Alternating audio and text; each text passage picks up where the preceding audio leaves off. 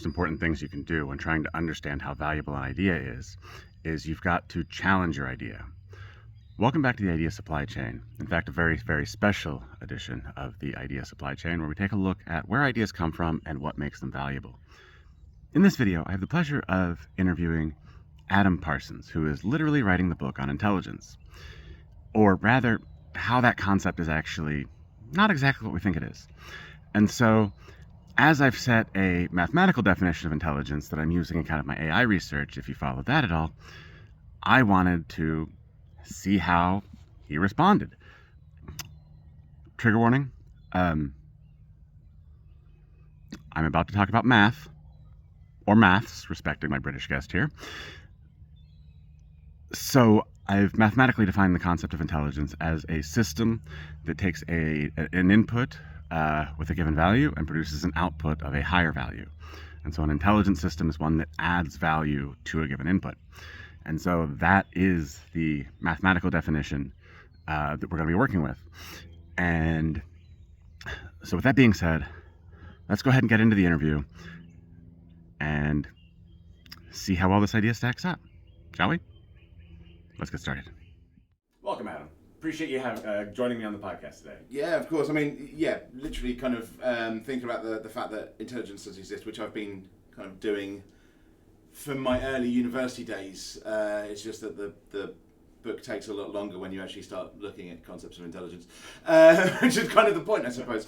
But yeah, I mean, for anyone wondering, my background is specifically originally politics, political theory. That's where my degrees, masters and things that kind of come from.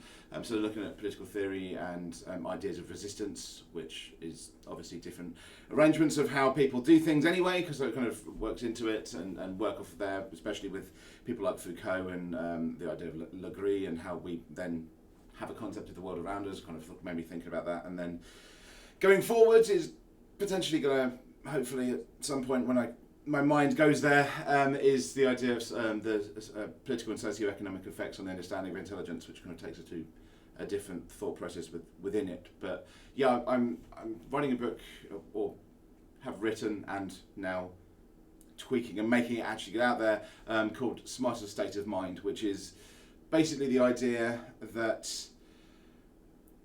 it's kind of all in our head, the idea of intelligence, which sounds somewhat strange and kind of, yes, of course it is, but a lot of what we structure our ideals on being intelligent are completely down to the circumstance in which we find ourselves. That also comes in with IQ. We find this a lot when you look at the groupings of how people do in terms of IQ, what their background is, and how they've interacted culturally. It changes. So, for instance, the Maori of New Zealand tend to score the absolute lowest in IQ tests. Just so happens they have the system that's probably in the recognised world furthest away from what we would understand as a very westernised psychological idea of intelligence and learning, because they have much more tradition that they stick to a lot more, and it is, of course, the last discovered country on Earth. So there's a lot of issues there just in how we arrange our thought patterns, our education, to then go, well, this education pattern that we created by the West, this is intelligence, right? Yeah, the stuff you do, that doesn't matter. That's kind of the problem that we see. So Yeah, that's really fascinating to me, because I've observed kind of the same thing, right? And so, you would think that the idea of intelligence being something you can actually measure, ideally, in a perfect system, leadership would be the most intelligent people. You would hopefully want to have the smartest people running things. Unfortunately, that's really hard to define and is in no way reflective of what's actually reality. But we've all had that boss who we're pretty sure is a dumbass, no idea how he got there into a position of power. And so that's obviously not the factor that goes in. And so kind of from my observations of it, this idea of IQ is really all about pattern recognition and being able to recognize abstract enough patterns. And I think kind of the correlation that people try to make with that is that, in kind of a business context, being able to take a bunch of different ideas and put them together in a coherent way, and recognizing the different patterns you see is part of that. But it's certainly not the only thing, because there are all sorts of patterns that exist that don't actually mean anything. And just because you can see them doesn't mean they actually matter. No. I mean, it's like you said as well about it's kind of everyone has that dumbass boss that just like, you really shouldn't be in charge of me. And the problem we have when we try and structure it like that, and we then get back to kind of ancient Greece with their structuring of, who should be in charge of it like that, which is problematic. But the issue we have with all that is putting somebody in charge that is the smartest. What the hell do we mean? The one with the best memory, that remembers everything we did? The person that can analyse it? Well, if the person that can analyse it, they're probably not the best person in charge. Actually, you kind of want you further down, so you're actually doing the freaking work. And if we structure it according to that, it just makes less and less sense the further down the ladder we get. Because intelligence doesn't structure itself like that according to pretty much anyone's definition. Now, there's plenty of people, the 7 intelligences, the 9 intelligences, and the problem is that the more and more you have to define that the fact that intelligence isn't one thing and that intelligence is this, but then we break it down into this and break it into so it's not there then. If you have to keep stretching it out and out and out and out, and it's like, so all of this massive umbrella, that's intelligence. Okay, well now then, here's another umbrella for a different idea and a different set of what we need to do. Oh, well now it's a bigger umbrella, and that's the biggest problem. That's kind of where I go in my book, is intelligence and the want of intelligence to be real is very logical in certain ways. It makes sense if you're doing maths, if you're doing programming, anything like that, because it's like, no, it has to fit within these sets, because that's what that's for. Yes. But the problem is that, like you say, there are things that step outside of all of that. But the problem, especially when we get in terms of psychology, mathematics, anything like that, is it tends to be, well, that's just a variable that we don't look at. Well, it's a lot of those fucking variables. So that becomes more and more problematic. And I mean, I've seen it over and over again. I mean, don't get me wrong, when I was a teenager, yeah, intelligence absolutely a thing. I'm scoring highly on IQ tests, so yes, absolutely it's a thing. And then you get a bit older and you kind of go, well, actually, no, this doesn't make any sense. And if you pick someone up from CERN and put them in the Mahamara, they're of little use to you. And the idea that we can just go, well, that's not intelligence, that's just a different skill and different, they're still smart, because you're looking through a certain lens. You're looking at the lens that you've been taught, that you created, that was created for you. And so when you look through that lens, yes, that person is still there. It's a smart person in a world they don't understand. They're still smart. But to anyone in the Mahamara going, who's this fucking idiot? He's no use to us at all. Like, leave him out. Like, we need him to build shelter, catch things. Like, what are you doing here? Like, intelligence changes depending on the lens that you look through. And when it comes to like mathematics and programming, that just means you're continually having to run subsets all the time that can't really identify everything, because human interactions change constantly.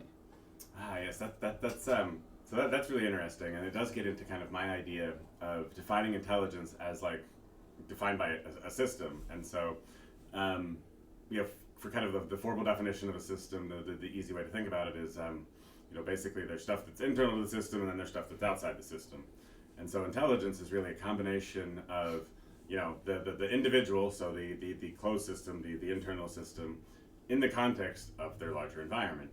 And the value, the level of this intelligence, I guess, can kind of be calculated as according to some sort of valuation function, which ends up being a combination of an individual's values and the values of the people around them. And so when you're building systems to try to measure intelligence, one of the things you keyed in on earlier was, what kind of intelligence? And in fact, you need different types of intelligence at different levels. And so what that actually requires is a network of differently knowledgeable pieces of the system that can come together. And so my whole thing is actually like, we're only as smart as the group we're in, because it's not really an individual thing. And yes, there are an infinite number of those systems that you can create, and you can essentially define all of that. But the nice thing about a system is you actually define the variables that matter for the system, and then you can make the calculations based on that, understanding that there's factors outside of it, but you don't necessarily need to worry about those when you have the system clearly defined, and you can kind of figure out, maybe what the best person for the role, the smartest person, if you will, for the role, in terms of like the knowledge they have and their ability to observe what's currently happening. Because that was the other thing that you kind of touched on, was that like human knowledge is constantly changing, right? And one of the things I was reading the other day in a paper by Hayek from 1945, which kind of blows my mind, he was talking about the fact that we have all of this emphasis on like scientific knowledge and provable knowledge, and in the economy that is something that is typically valued very highly. But there's a second form of intelligence or knowledge, information, right? Which is knowledge of the current state of the system around you, right? You're able to observe what's happening and understand the different interactions and how they work. It's not something that's very measurable typically, because it's just observing over time and kind of drawing conclusions. And so that's something that tends to be undervalued, and a lot of people end up viewing it as kind of an arbitrage thing where you're like, oh, I could take this over here and buy it and then sell it over here for a markup because there's an inefficiency in the market that captures. And that's part of it, but it's also, I think, very much with technology, it's a constantly changing thing because tech is evolving so damn fast now. Like, we need people who can actually observe what's happening in the space and come in with kind of fresh perspectives, as opposed to just valuing kind of this, hard knowledge. And, it's why you kind of see the people talk about, oh, well, you can go to college and get an engineering degree because that's real value. But you getting a communications degree, like, that's just not worth it. I would actually argue that it is worth it, and the economy has that valued incorrectly, because communication is actually way more important than the hard stuff, and you'll know that if you've ever tried to do anything in business by just writing code. It's not enough, and you can go try that and prove it. I'll see you when you get back and figure out you need to talk to people. So yeah, we'd love kind of thoughts on that. I mean, the first thing that I see, and again, it's definitely something that mathematicians, physicists, programmers, all going to be going for, and it kind of comes from, everyone that writes a book gets a quote from their book and has on the back page. So this is on the back cover. Perhaps mankind's most traditional of follies is the wanton need for reason and purpose. Is in my brain, and that's where we kind of fall down, because we are continually trying to redefine and then redefine again and put ourselves into this box because we need to be there. We need some kind of structural hierarchy, or we think we need some kind of structural hierarchy in terms of the power should be here because of this. That kind of holds us back to just being us. When we separate ourselves up and section it like that, we create the problem of self-fulfilling prophecies in terms of education, which you'll see massively. There's been so many studies. I mean, if you look at, there's been a few in the 70s, especially in the US, where they would simply go into a classroom, test everyone, and say, okay, so this group, they did the best, this group did the worst, these guys are in the middle. They'd go off, come back 6 months, and retest everyone. Tell the teacher, by the way, we lied. Those scores were the exact opposite when we came here last time. But now when we've tested everyone, unsurprisingly, because we told you it was that structure, that's now the way it relates, because you've created that bit, like you were saying about you're only as smart as the group around you. You're also only as smart as the way that you're, or knowledgeable as the way that you're taught to be that way. You see this problem in terms of grammar schools in a few small counties in the UK, where they kind of just go, here, you take a test when you're 10, 11 years old, that means you're smart, so you go to this school, and we're going to constantly tell you that you're smart, all the time. You're going to tell also the teachers that you're smart, so you don't need to have that baseline, you can just jump it. And everyone that goes to everything else, well, you're dumbasses, that's why you're here. We're not going to teach you as high as the rest of them. And in a past life, I used to teach. I taught at secondary schools, and the people that understood the subjects far more were usually in the lower end, because they were actually let to just explore, because verbatim what I was told was just make them learn something. And yet in the grammar schools when I was there, it's no, they know that stuff, just skip it. And you find that, the parroted ones in the grammar schools can just, this is it. Can you give me some depth? No. The kids that get lesser results, that don't parrot it, okay, can you give me some depth? Oh yeah, absolutely. So this is what I've read up on it, this is the...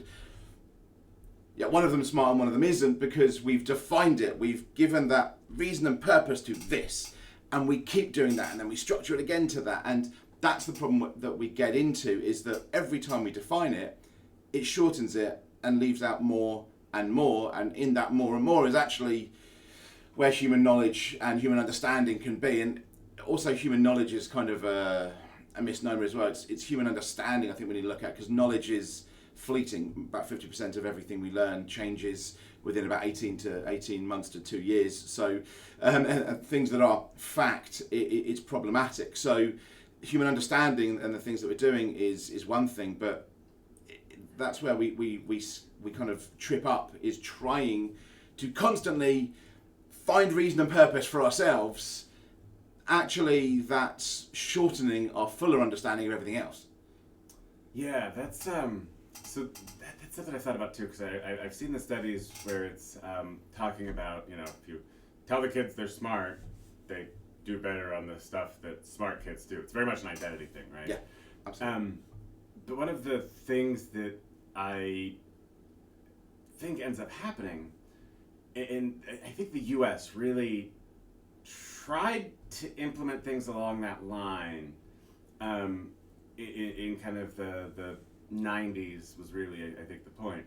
And that was the idea that, like, kind of everybody gets a trophy. That kind of, meme. And it's one of those things that everything comes down to the grade measurement.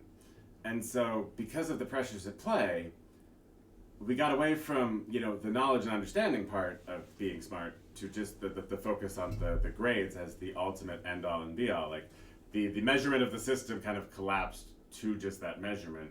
And so that actually makes it very hard for people to value themselves effectively and in their understanding, because when everybody gets an A because parents get pissed if you don't give their kid an A, and that has absolutely no relation to understanding, people don't have a valid way to evaluate their understanding of a given topic. It doesn't make sense. And so, like, I'm really interested in kind of the idea of almost self-evaluation. And so it's a constant test against yourself. And I think there's actually a role for AI to play in that, where it can act as kind of the bouncing board back and forth, that you can kind of throw ideas at, and have it ask questions, and kind of use that as kind of this, like, way for students to actually measure their effective knowledge of whatever they are trying to learn, because as you pointed out, when given the freedom to explore and just follow curiosity, their depth of understanding is way more, but depth of understanding is way more time consuming to measure, because it's more work for the teachers. The teachers are already overworked by a system that doesn't appreciate them or their time. And so by doing all of this, we've completely squashed every bit of understanding out of the system in favor of these meaningless measurements that everybody then ends up competing on, because it's used as a filtration system throughout the entire process. You've got to, get the right standardized test scores so that you can go to the best schools, so that you can get the best jobs and, meet the best people and make the best connections and make the most money. But is any of that actually worth it? And that's a tough question to answer. We just have you've got... I think Neil deGrasse Tyson actually says about the fact that when he gets questions from kids, they're usually the best questions because of the fact that they've not kind of been tinted by the problems of the education system quite yet. Yeah. Because their want to understand is still there, because the education system kind of runs them through it. Now, I'd love to be woe is me as a former teacher and say that teachers are massively overworked. I actually don't think they are. I really don't. And now, granted, I'm English, if you couldn't tell. So that may be just our system. I think teachers overwork themselves, don't think they're overworked. And that's kind of the problem, because they've been thrown into a system that creates an immediate embitterment of everything. It tells them that woe is me. It tells them this because that's the system that it's meant to be. You're meant to feel like this. And you know, for instance, the first time I went to teach at like a main secondary modern school, which is like where we throw everyone else at school. Mm-hmm. I was basically told by everyone that would want to talk to me that, oh, this year 9 group, so 9th grade, they're awful. You know, oh, I hate having them. One of my best year groups. Nothing wrong with them at all, because I was far more relaxed in how I did it. I wasn't the teacher, and I think that's problematic when you do this. Well, I'm behind this desk, and it's like, no, come on, just walk around, for God's sake, talk to them. So I think you have the thing there, and yeah, there's definitely something in how education kind of messes with how we do things. The US, yes, it definitely has the problem. I think worldwide it has the problem, because even the best systems, there's still something there kind of tweaking you to go a certain way, and there's plenty of quotes from people like Herbert Spencer, who talks about the idea of, you give me a child and you tell me what you want them to be, and I'll make sure it happens. Because it's like, oh, we need hairdressers, cool. That's what they're going to be. We need psychologists. That's what they're going to be, and that's what the education system kind of creates. And it's very hard to bend that system and make it open, and to have it an exploration of things, because the system wants, like you say, it wants to be able to throw back at the parents. Oh, little Timmy, he got an A. Who cares? Who cares? It means absolutely nothing. The amount of people, actually, the further up the ladder you get in education as well, through universities, you realise those lower grades meant nothing in the first place. And actually, if you find the right kind of courses, you'll find a lot of lecturers and a lot of people that are doing better research tend to just kind of go, let's have a chat before you apply for anything here, and let's see what your actual understanding, what your passion is in this subject, and then let's go from there, because that's far more important. And we kind of structure ourselves there. And again, going back to kind of what you were saying about, if we make a model that's kind of big enough that it encompasses everything, I think that's a problematic way of thinking, personally, because I don't think it's possible. Because I think we branch out too quickly in too many different directions, that I don't think any kind of program can really keep up with it, because at some point it's having defining functions, and they by themselves are kind of part of the problem in terms of our exploration of everything else. It's very interesting, and it's also, you start to open up how far human understanding and human development can go. Is there a capacity to us in terms of our knowledge? Is it like we see in Doctor Who, where you have a character there that lived for so long they had to keep diaries to remember essentially what they'd done before, because they had no concept of what was actually going on? Or you have films like Man of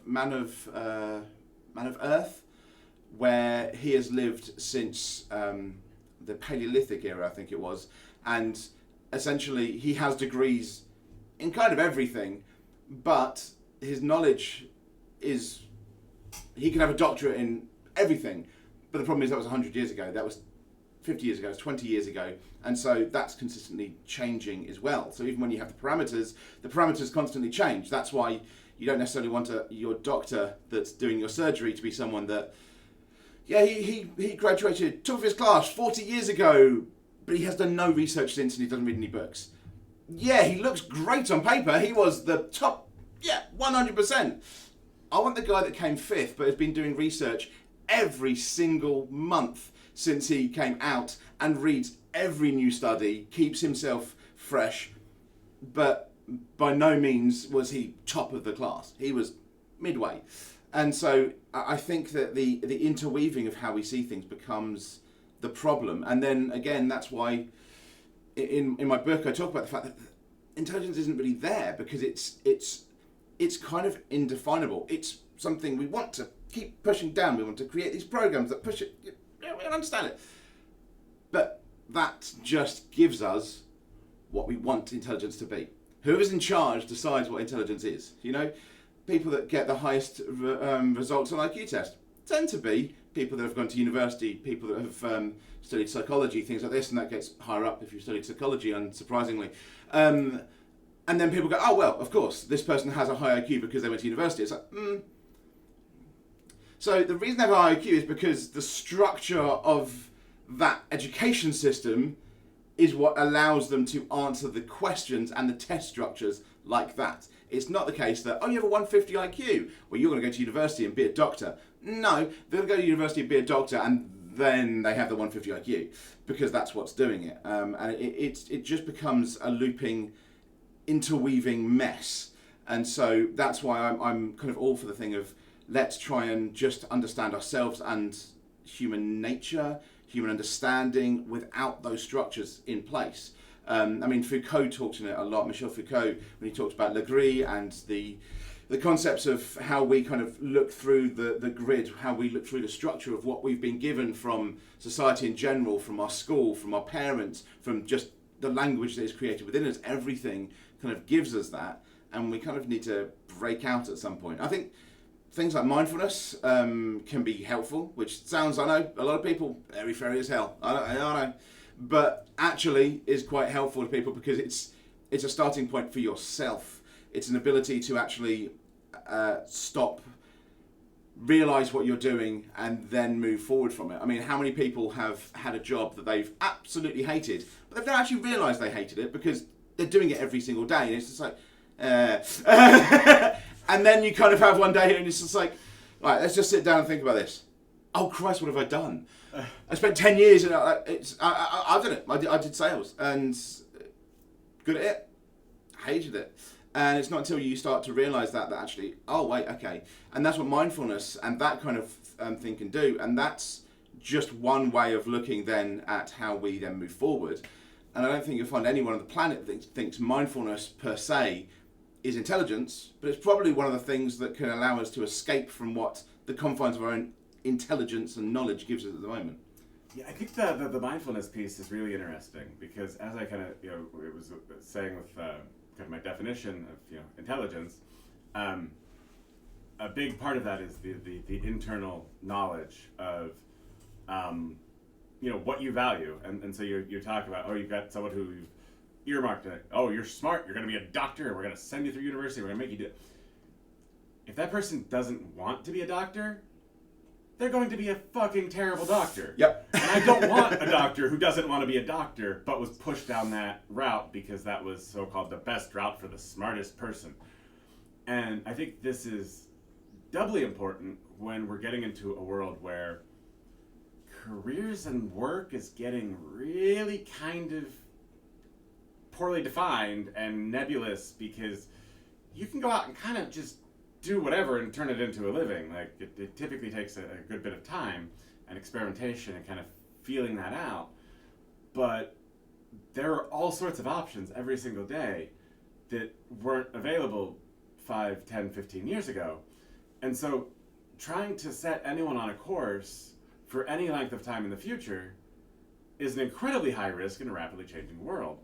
And so I think what we need to do is figure out how to make sure we align people with their interests and their passions, because that leads to that deeper level of understanding, and you get to see the bits of the system that aren't well defined. And so this is kind of where I'm exploring with kind of the personal values piece of things, because as humans, we try to define all these systems, and we have math and science and philosophy and psychology. We try to define all these very specific systems, right? But then we kind of just break them apart and really go deep and deeper and deeper and deeper. And so there's all these extra details being added to kind of this self-contained system. But then it doesn't actually fit when we break it out and hit the real world, because it's this entirely self-referential system that just like with trying to measure IQ, people with IQ tend to think IQ is very important because it values them highly. And you also said that the boss kind of what was it? The next thing you said, the boss, I think, determines the. Nah, I don't remember. Something about the boss, and kind of setting what's valuable, right? So what's seen as. Well, I mean, the boss in any organisation defines what is going to be the structure that we then move forward in. Yeah. Yes. Yeah. So that's right. The boss defines that structure. And one of the things that I've kind of explored too is by defining the structure. By definition, anything outside of that structure becomes unimportant and ignored because it can't fit into the structure. And so we set up these very, very like rigid structures to like enhance the efficiency of communication, but it's actually less efficient in a world where information is changing so fast, so rapidly.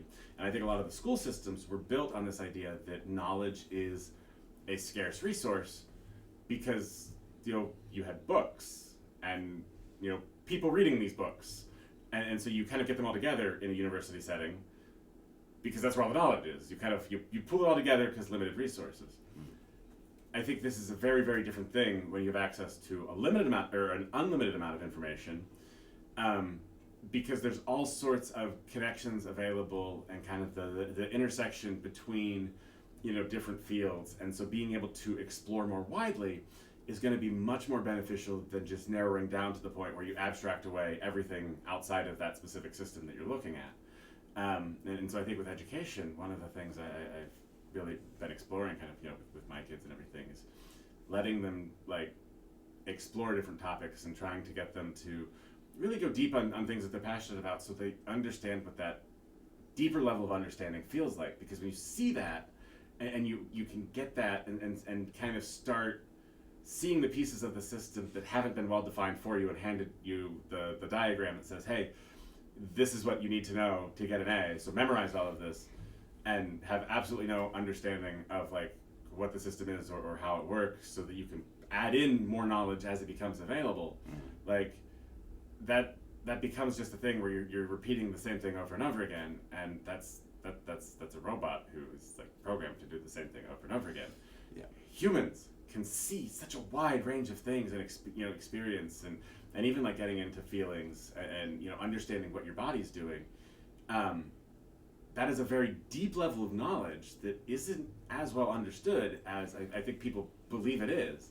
It's a much more nebulous thing. Oh yeah, I mean, and just innate things that we think of as innate anyway, in terms of what we do, and actually the higher level of development that's actually coming from. So I mean, the one that I talk about in my book is David Beckham. He's doing applied mathematics at a very high level, right, in a half a second. Mm-hmm. He's figured it all out. But if most people talk about David Beckham and talk about intelligence, then they don't tend to overlap. It's not. He's just a footballer. Exactly, and the same thing with people like Ronnie O'Sullivan. Ronnie O'Sullivan, potentially one of the most naturally talented snooker players of all time. Has won the World Championship, depending on newer and older era, a record amount of times, but again has no formal education really beyond 16, which is, or at least was the age you left secondary school or high school in the UK, and same thing with David Beckham. However, if you want angles, you want to understand the movement, the intricacies of how something is going to move. Those two people together will do it way better than pretty much any physicist, mathematician on the planet, because they have honed their innate skills specifically to be able to do that. And that's where we just don't value it, because it's not seen as, like you said, with the boss and everything being outside of it, it's not valued. Well, their ability is not valued. Oh, football, that's something you do at the weekends. Go and play football over there. Or snooker, well, go with your dad, your granddad down the snooker hall, down the pool hall. Yeah, you play that, or have a few drinks and do that. But it's not something we actually think about. Well, actually, we should probably use that. I mean, one of the best things is actually going into those kind of more kind of hobby-ish sports and games. You have darts. So when the UK government was having an issue, or at least a perceived issue, about literacy in mathematics, they hired a world champion dart player to help with it. And just, like, this is how you break it down, because the speeds at maths that they're doing, most of these people, you're not going to find your old maths teacher or a maths professor or anything playing darts, but they can probably do their calculations way faster.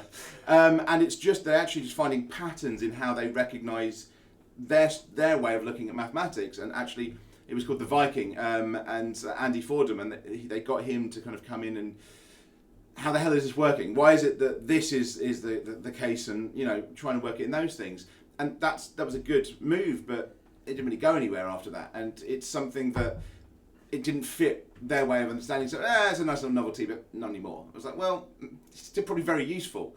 And when you were talking about as well of in education and, you know, what people are interested in, I would go a little bit more than that, because I think we do get stuck, and I know I've done it myself, talking here, in the idea that human intelligence, or intelligence in general, is only really within the field of education, or at least off branches of it. And interests come under human intelligence, or intelligence as well. And also, we kind of have a structural control on the interests of someone.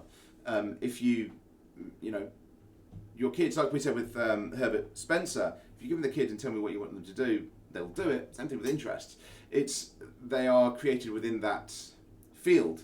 Like you said at the very beginning, you're a reflection of the people you're around in terms of your intelligence, but your interests are as well. And so everything, again, just brings the box in, even when we don't realise it. And even when, like you said with the kids, you're kind of trying to break out of it. You're breaking out of it by playing back into it. And that's kind of the constant feedback that we're always getting. And that's why I think, as I said, programs and things like that can't really break out of that, because it's constantly interweaving beyond a point at which we actually realise that's happening, because our efforts to try and come out of it are the very things that are keeping us within it. And that's kind of problematic at best. Okay, cool. This is actually great, and I think this is a perfect time to introduce one of our audience questions. I put out a request for some questions on, anybody curious about the concept of intelligence, and so Sabrina wrote me back, and one of the questions she asked was like, what is the role of play in intelligence? And I think you captured something pretty well there, in terms of, okay, like you view things as a game, but there's all sorts of knowledge like built into that. But the knowledge isn't the goal. The goal is to find what you enjoy, and kind of with enjoyment, I look at that as like essentially being aligned in the system that you're within. And you're talking about like formal education putting you into a box. Yes, I went to school for computer science and I became a programmer, right? But through playing with ideas and trying to understand the world around me, I started playing with quantum physics, looking at economics, and kind of just trying to understand what was happening. And that's really where my breakthrough was, not in the stuff that I was taught to rigidly think about in order to achieve a certain grade. Because that play, like, I had no expectation of a result. And I think that's the interesting thing about play, because it's wandering without a set path. There's a book I like called The Pathless Path, which essentially I think puts a lot of that just into the way you live. But that's the concept of play to me. And so that, I think, really helps you understand, first of all, like what systems you perform well in, right? And so, because there's so much that goes into like even just playing a sport, right? Because you have all these interactions with the different players on the team. There's different positions you can play and see the field from different places. You've got different styles of coaching that can play into that, right? Absolutely. And so it's not a matter of finding the best, because the best is going to be different for everyone. It's about finding the ones that are most aligned with what you want out of life. And that, to me, is what play really comes in with this idea. I mean, the two main things in my head when I think of play in terms of that kind of structural idea of intelligence. I mean, the first thing is obviously, yes, there's a lot of research that shows about the idea of play and creativity, and actually helps the growth of the cerebral cortex. So there's a lot of that in terms of our traditional way of thinking about intelligence. Is, well, this help growing certain parts of your brain. That's fantastic, right? This is definitely the thing we want to do. And that's definitely the case. I mean, I went to university for politics, ended up political theory, then played around more with probably my best lecturer. I say this every time I go and somewhere. Dr. Ian Mackenzie, who is shout out Dr. Mackenzie. Yes, absolutely. Probably my favourite lecturer of any. Kind of definitely changed perspectives. And actually, my dissertation for my master's was an offshoot of a comment that I very stupidly made in my first class there. Set of comments that was completely separate from anything the rest of them were saying and what the rest of the class was saying. And so suddenly, well, Adam, that is now what you're going down the path. And that was actually good. It meant that I was actually getting more involved, not just going down the path that everyone else. It's like, no, you've got something here. Just go with it. And I ended up, using things like V for Vendetta in my understanding of mysticism and resistance. So it definitely allowed me some play and things like that. And then I've ended up, studying different subjects at various universities, and being accepted into the Russell Group to study, which is the English equivalent of the Ivy League, basically, to develop more understanding of different things, working in various subjects from terrorism and security to global mental health to history, and really just throwing it out there, just going, I want to do all of this because this thing from the beginning it's really fun, that's my bread and butter, but yeah, you know what, actually people's brains and the way that we hate each other and the way that we used to, and it's far more fun. So I think if you're going to look at play and intelligence, I think you also have to work in the idea of fun as well, because that becomes because play, depending on how you look at it, can be problematic if it's just play to help creativity. Because if you're not playing into it in terms of actually having fun with it, then I think really kind of letting your brain and your mind go to see different patterns, see different things, just isn't there. Because it's like, yes, I have my scheduled play. It's like Monica from Friends of like, this is the scheduled play time today. Yeah, it's not probably going to be that helpful actually. But if you're having fun with it, if you're having a good time in doing what you want, then you start to see different things. And with that kind of makes me think about my other point in terms of play and intelligence, and again creativity, is a story that Ken Robinson used to tell. And it's been told very many times over, but it was originally from him. Now Ken Robinson, sadly is no longer with us, used to be an expert in education. When I was teaching, it was the one that we all kind of, you are the master, sir. And he talked about it in terms of having this one girl who was, every time she was in school, she would just dance. She didn't care maths or science or whatever it is. I want to dance. Screw the rest of you. I'm dancing. And it got to the point where the school was obviously concerned. The parents were concerned. It's like, oh, come on, you need to learn. You need to do this. You need to do mathematics. You need to do English. You need to do science. You need to be able to get forward in the world. And then they brought in a child psychologist. Luckily for them, a very good child psychologist, who asked parents to leave the room, talked to her for a moment, got the parents back in and just went, there's absolutely nothing wrong with your child, she's simply a dancer. And she's now one of the lead, or at least was one of the lead choreographers at National Dance Academies in the UK, has been for many years, is probably one of the most successful of all time.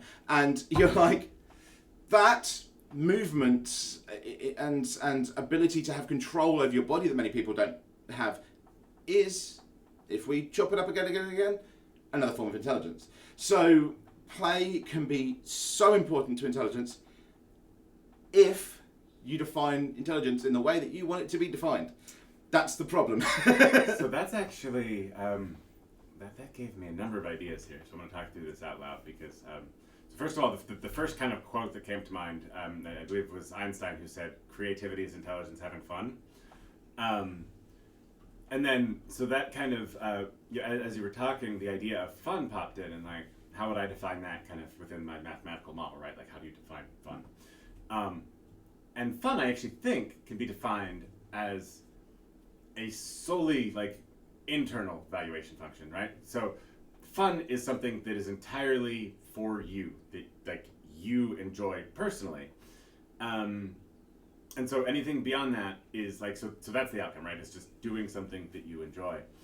And so that has me curious if I can actually build an AI system that can have fun in terms of taking an input and just trying to do a bunch of random things that it seems to think of and letting it play. And so that might be an experiment that I'll be launching soon.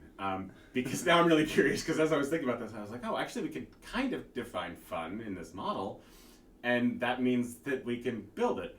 So yes, that's going to be fun, regardless of whether it turns out, because I'm interested in it, so I'm going to play with it. I mean, the one thing I would say is trying to define fun, you get into the same issues of intelligence, and of course, an understanding of internalized ideals within fun could potentially be there along the lines, but you've got to remember that you also have a social bias because of an individualistic nature of how communities come together within a Western thought pattern, whereas if you're looking at the East, maybe the ideas of fun may be more of a community-based thing, although again, down the line, there's an internal struggle there, but yeah.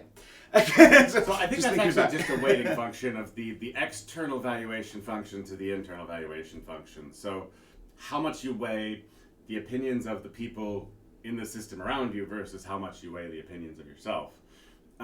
Or how you then define those interactions as being part of what you see as fun. Because also the individual then has a definition of what fun is according to the tradition that they are in. So that may also structurally change as well. So again, it's all a function of like the individual and the environment that they're in. It's very you can't define any of this without both pieces. Yes. And this is kind of the duality that we see in kind of human history again and again. This idea of kind of the balancing of the one and the many, and that's a really hard problem to solve, which is why we've talked about it for all of human history, essentially.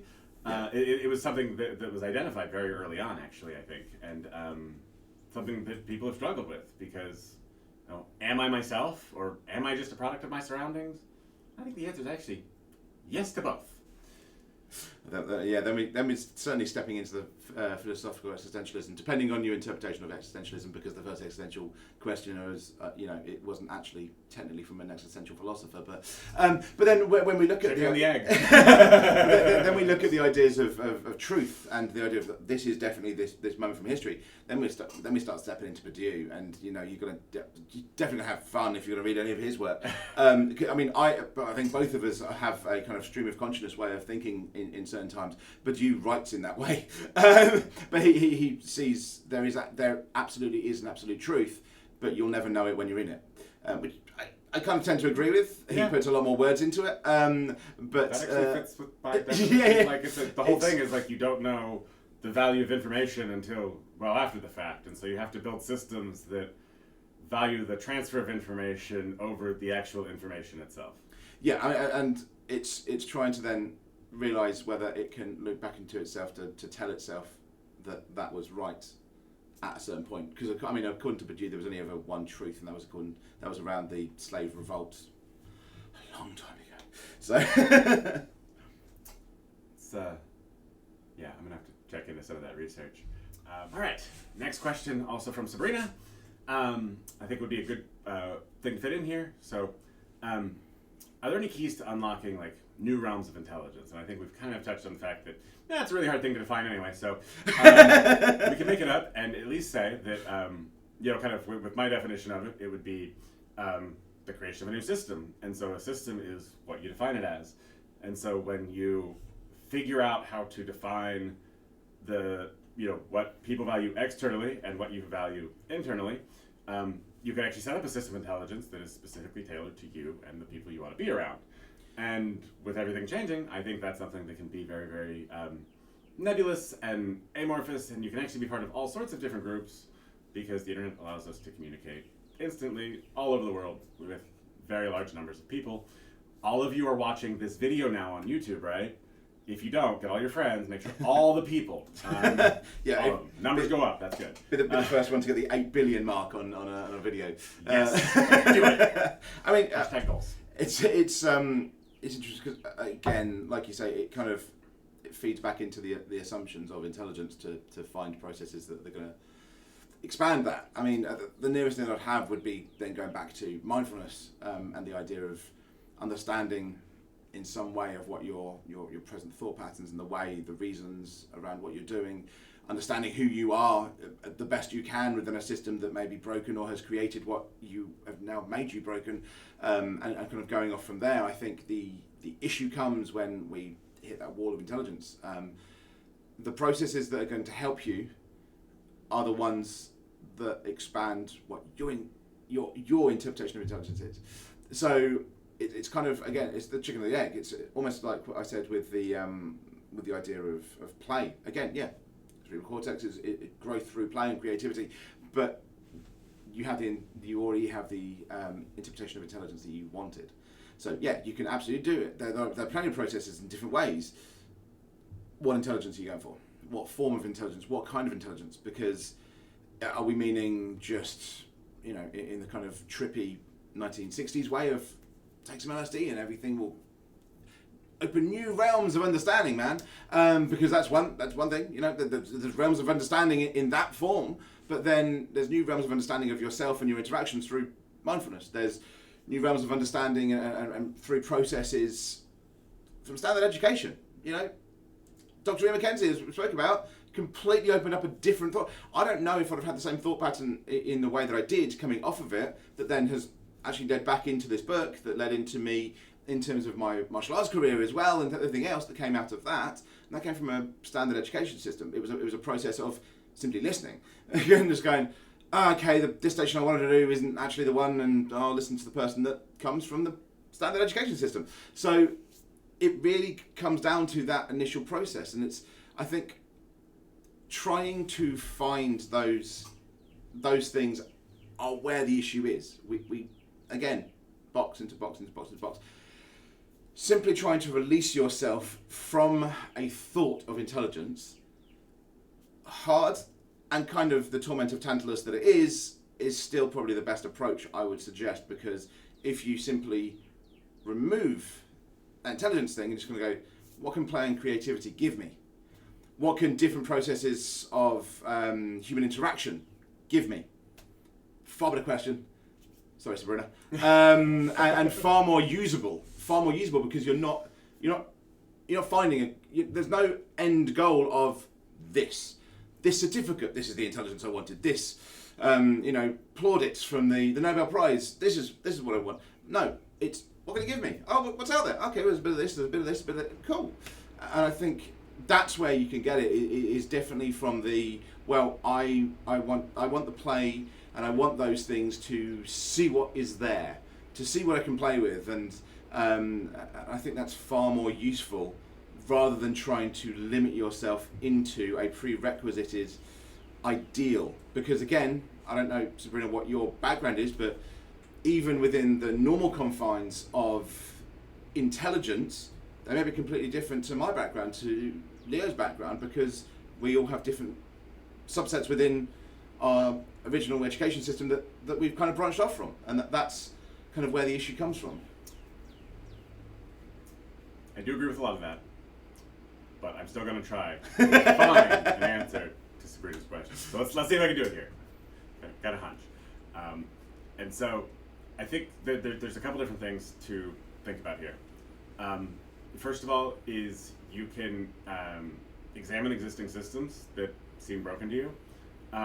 Because if we assume intelligence is a system, a broken system is simply an intelligence that isn't very smart.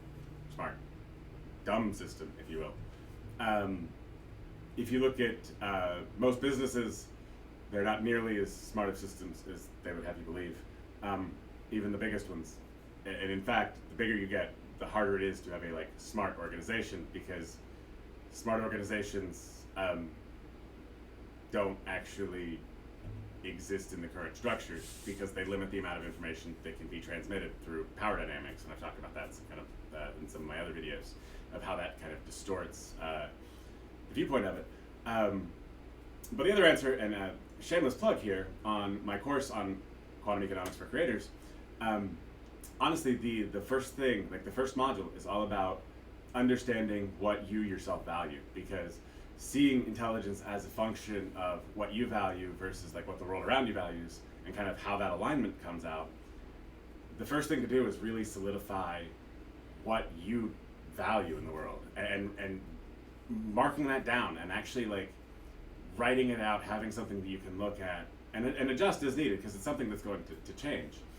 And so by doing that, it makes it very clear, and that leads into kind of the next point that I made on another one of my videos. Go watch all of them. There's time. Is that I think the body actually knows things well before the mind, and so you kind of think of this in like trusting your gut, and so I like the idea of trusting your gut as a way to trigger curiosity and exploration. And so if you have a hunch that something is interesting and you can't quite put your finger on it, go play with it. Go play and see what systems emerge from that.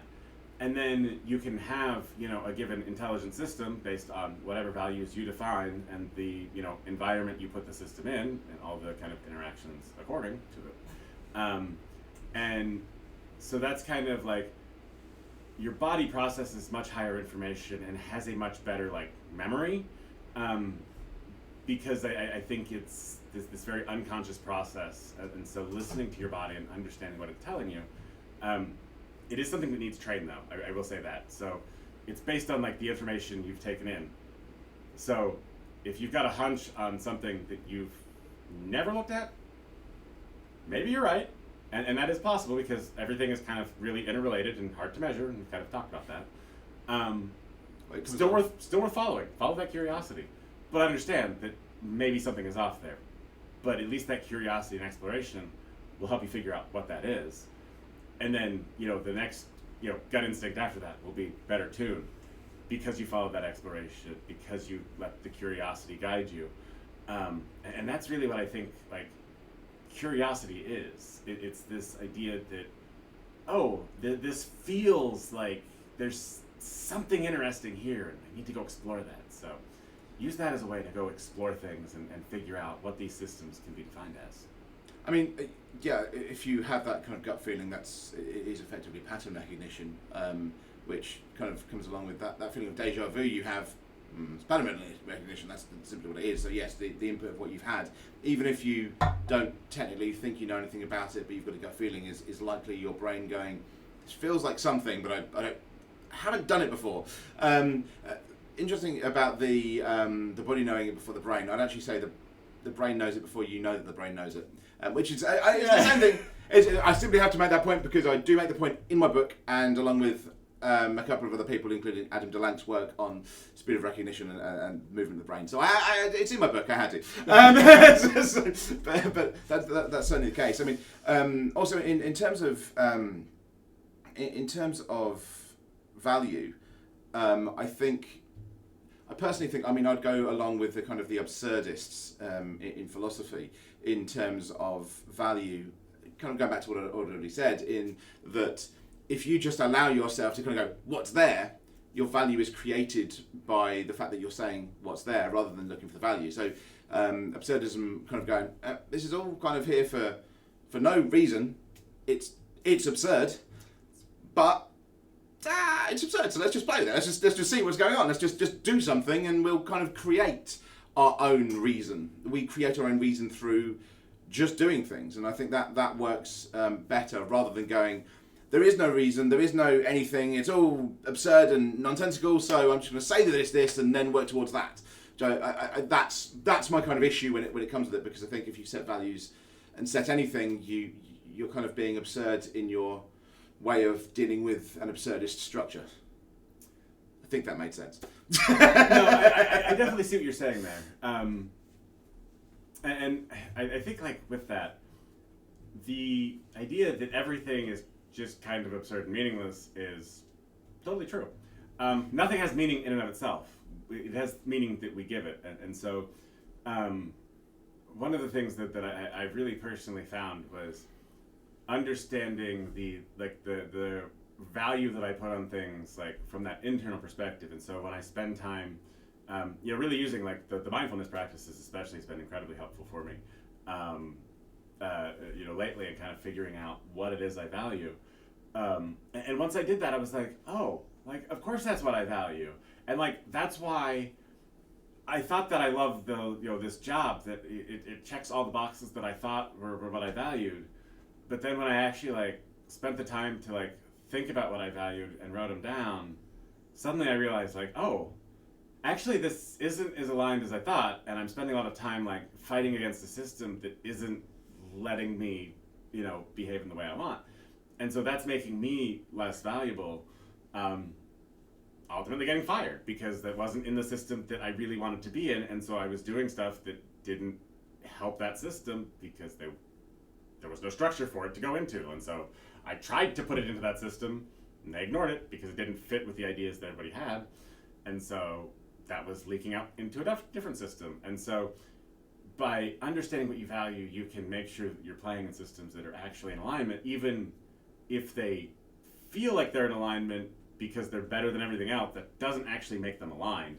And that was something very hard for me to learn, because like, oh, it's the best job I've ever had and it's phenomenal, I work with all these great people.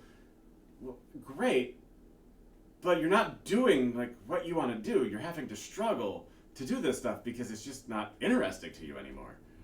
And for me, like it's something that's very hard for me to let go, because again, like that's what I went to school for. That's what I did all this work to like be a programmer. It's like, well, what am I if I'm not a programmer? Yeah, that's a difficult question. Oh yeah, I mean absolutely. I as I mentioned, my original degrees were in politics and political theory. I was elected to local government on the day of my last exam in government and politics at the university for my undergrad. So it feeds into it. And breaking the curve there. That's how you do it. Unfortunately, my firing from that job was 23 people decided to vote for the other side, and that's my margin of loss anyway.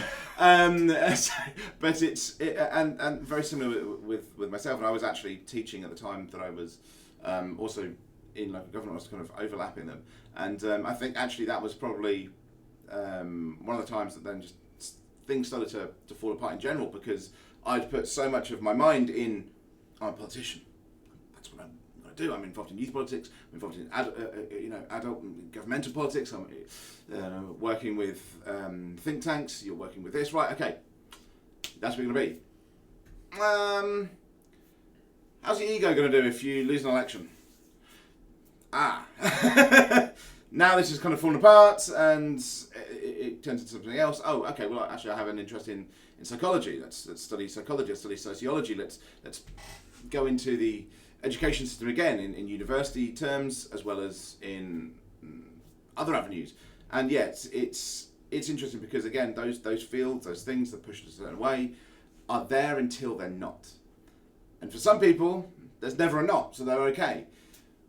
Unfortunately, for some of us, it's like, okay, well, this is interesting. We now need to go to something completely different. I don't think necessarily everyone that works in their job right now really wanted to be in that job. There's some out there. I know some. They absolutely from day one wanted to be in that job, but I don't know if it's the case for everyone. But they were sidelined into it because that's what they had the intelligence for.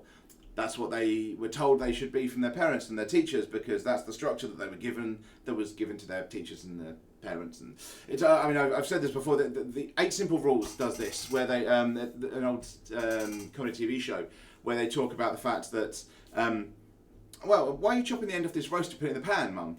Well, my mum always did, your gran always did. Oh, okay. Gran, why did you chop the end off this roast? Well, my mum always did. Okay.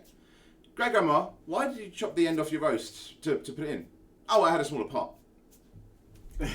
And that's kind of the problem that we circle around with at the moment, and kind of stuns us. So, yeah, that's that story is so it so well illustrates the point of just like this continuation thing, which was like, oh, it's the way we do things, and by not giving people the space to think outside of these well-defined systems, that makes it much harder to identify the pieces that actually matter.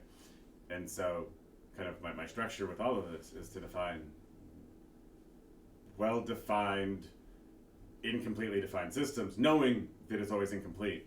And so that understanding of not knowing everything is actually something that I view as bit of a superpower of this system design, because instead of saying everything in the world that I know about exists within the confines of the system, it's like, actually, this system only contains a small bit of the rest of the world, and that's okay, but we have to understand kind of the functions and everything. You have to define more of the outside of the system than the inside. And so the inside can work very, very simply, knowing that the outside is a very complex thing. And so you can kind of decide where in the system you want the complexity to be, inside or outside. And so you can do some really interesting things playing with that. And yeah, that's where it gets a bit self-referential, and you can kind of do all sorts of crazy things with that. But that's what makes it fun. Which is what we need, as we've established. Fun Right. is All right, well, it's been a lovely chat, but I'd love to know, is there anything that we haven't covered from the book that you think might be interesting or fun to talk about? Anything we missed? It's probably because of the structure itself, it does go over a lot of the same stuff. There's probably, most of the book that we could go over, but I'm not entirely sure your listeners would want to go through that for the next 12 hours. If you do, let us know. We will record it if there's demand. Absolutely. I'll go for it. But in terms of the book, I think that the main things to think about, and again, it's so simple to kind of, because I'm now in my head doing what I hate from critics and journalists and peer reviewers, is going, yeah, these tens of thousands of words. Here's 10 that explain all of it. But I think if we go to that again, the problem with humanity is the want and need for reason and purpose. That's our first step. I think that's the thing that we need to go from there to go anywhere else, because is, as I say, our most traditional of follies, because it's the thing, as we said, that we always do. It is the thing that we continuously do, and if we keep trying to do that, if we keep trying to go, this is intelligence, and this is this, and this, yeah, that's kind of the problem. That's why we have no definition. That's why we have this. That's why we undermine certain parts of communities and society, because we go in, hey, you're the one up here. This is you. This is, how many times do you find someone, like, obvious person would be someone like Zinedine Zidane, footballer. Most people don't know he also has an IQ of around 170, which puts him higher than Einstein, puts him higher than Isaac Newton, and puts him well within, in terms of IQ understanding anyway, within the genius level, because that's anything over 140. But why, when most people hear that, do they go, oh, I wouldn't have expected that? Why? Because the IQ, as we've mentioned, is one completely subset way of looking at intelligence, but because that's the definition that we've created, we define ourselves in, we bring ourselves in, that want and need for what it's going to be and who it's going to be, and that structure says that if you have that IQ, if you have that intelligence, or that you should be here, you shouldn't be a footballer. It's a very strange overlap that we don't allow ourselves, and I think it's something that we really need to branch out from. We need to get away from those traditional follies. We need to say that, hey, this need for us to understand, this need for us to have reason and purpose to life and our understanding and our intelligence and our brain and our mind is problematic. And I understand that for some people this may seem counterintuitive to them writing a book on intelligence, but my book is effectively saying that not everything's in my book. It's just to point out that, hey, look. But the problem is that if you usually say, hey, look, that's wrong, you always get well, we can fix it then. And again, want and need for reason and purpose. Reason and purpose. The fact that it's wrong doesn't mean that there's a purpose that is going to be found by doing something a different way. It's just going, hey, we need to know that that's wrong. And that's kind of where we go with society, is remembering that not everything is going to have that final point, and things can be wrong and they can be right without the other being right or wrong at the same time. All right. Well, beautifully said. I think that captures it really well. I do find it very much in alignment with kind of everything I've studied, which I think the idea so far has held up pretty well. We'll see. We're still got to get to the implementation part, but that's the fun part. So we'll see what new forms of intelligence that fun can bring us. Appreciate it, Adam. Thanks for joining me. Thank you very much. Cheers. Thanks for watching. We'll see you next time.